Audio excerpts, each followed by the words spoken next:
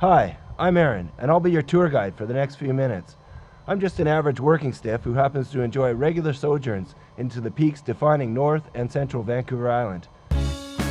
As many know, Vancouver Island has a lot going for it, and it's not just its beautiful coastline.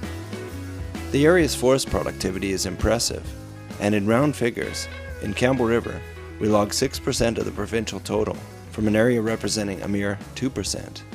What the average visitor doesn't know is that just outside the highway corridors lay the crowning jewels of the island, the majestic peaks, which are rarely visited or seen, yet are actually quite accessible.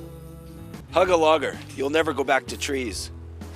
Well, regardless, thanks to these fellas and their hopped-up Husqvarnas, we've been afforded easy access to countless Vancouver Island peaks. However, the mountains are typically well tucked away from the maintained public roads, and consequently, to reach the foothills of any given peak, it's not uncommon to have to travel over 30 kilometers from the drivable highway. That effectively precludes accessing these mountains on foot. Now, one can lament industrial incursions into our public lands, or one can accept that forestry is the biggest reason small-town BC exists, and can celebrate, or at least make the most, out of what could be considered the arteries of the industry, the logging roads.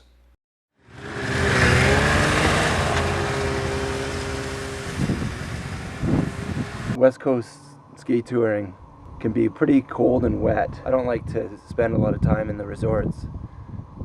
However, a cabin is nice. So I look for areas where I can bring in a really good camp setup and a wood stove and tent. Makes for your own little cabin anywhere you want. Definitely the way to go on the West Coast.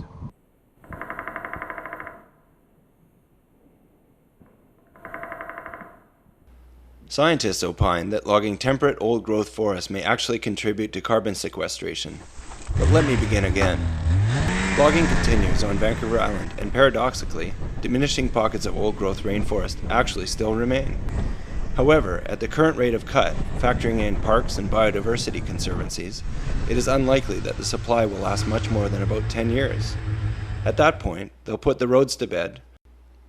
Roads will become overgrown, and cut areas will regenerate with a dense mat of reforest, effectively making them impassable for decades. Whether you consider that positive or negative, the ski touring opportunists will know our days are numbered.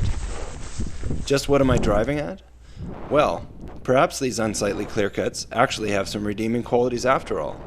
I can see it now, an army of Gore-Tex-clad, placard-wielding mountaineers, proclaiming, "Protect the clear-cuts, man." Okay, that's a little bent.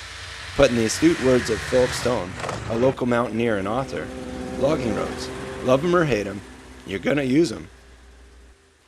So I, as well as many others, will never snub my nose at an exquisite northeast-facing, high-elevation clear-cut, just so long as I can strap on my touring gear and ply its soft, white, silky sidehill.